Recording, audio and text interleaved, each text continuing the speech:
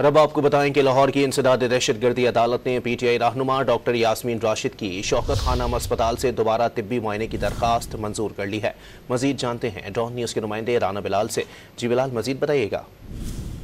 देखिए, पाकिस्तान तहरीक इंसाफ की रहनुमा डॉक्टर यास्मीन राशिद की शौकत खानम अस्पताल से दोबारा चेकअप की दरखास्त लाहौर की इंसदाद दहशतगर्दी अदालत ने मंजूर कर ली है और अदालत ने दोबारा डॉक्टर यास्मीन राशिद को शौकत खानम से चेकअप करवाने का हुक्म दे दिया है। आज इंसदाद दहशतगर्दी अदालत के जज डॉक्टर यास्मीन राशिद की दरखास्त पर समाअत की, जिसमें उन्होंने यह मौक़िफ़ इख्तियार किया था कि उनकी अभी भी तबीयत नासाज है और वो शौकत खानम हॉस्पिटल से दोबारा चेकअप करवाना चाहती हैं।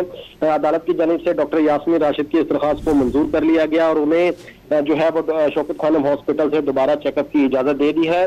डॉक्टर यास्मीन राशिद 9 मई के मुख्तलिफ मुकदमात में कोट लखपत जेल में जो है वो कैद है और उनकी गुज़िश्ता हफ्ते भी तबीयत खराब हुई थी और उन्हें चेकअप के लिए शौकत खाना में मुंतकिल किया गया था, लेकिन उसके बाद दोबारा जेल में मुंतकिल कर दिया गया था। अब अदालती अहकामात के बाद दोबारा डॉक्टर यास्मीन राशिद का शौकत खानम हॉस्पिटल से चेकअप होगा। बहुत शुक्रिया राना बिलाल अपडेट करने के लिए।